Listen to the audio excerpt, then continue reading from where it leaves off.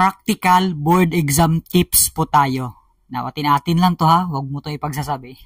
Joke lang po. Now, itong practical board exam tips na to, magagamit mo to sa mga kursong LET, LPT, sa mga gusto maging licensed professional teachers, especially psychometricians or psychologists, and of course, sa mga future social workers natin dyan.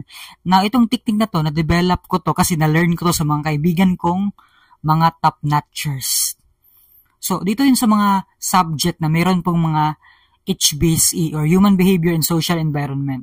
For example, Freud, di ba? Erikson, mga ganon, no? Carl Jung, mga ganon na mga theory. Doon tayo sa defense mechanism. Practical tip po to, dapat pong makinig ka dito.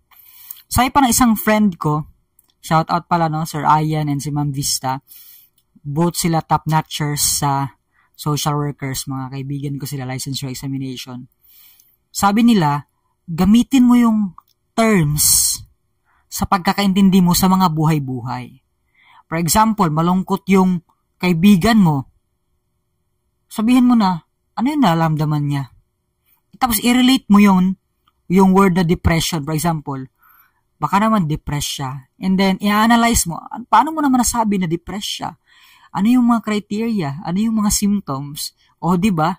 So, nakiusyoso ka lang sa kaibigan mo na sad or depressed, napunta ka agad kayo sa topic na ano ba yung mga symptoms ng depression. For example, yung kaibigan mo, parang iba yung ugali niya ha. Huwag mo na siyang libakin na maldita siya. Sabihin mo, anong defense mechanism yun? Displacement. Paano kayo nagagawa niya yun?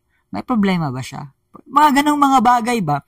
So, gamitin mo na yung term sa mga simple na conversation mo. Super effective po yan. Kahit hindi kayo nag-aaral, pero sa mga simple conversations nyo, nakaka-learn kayo.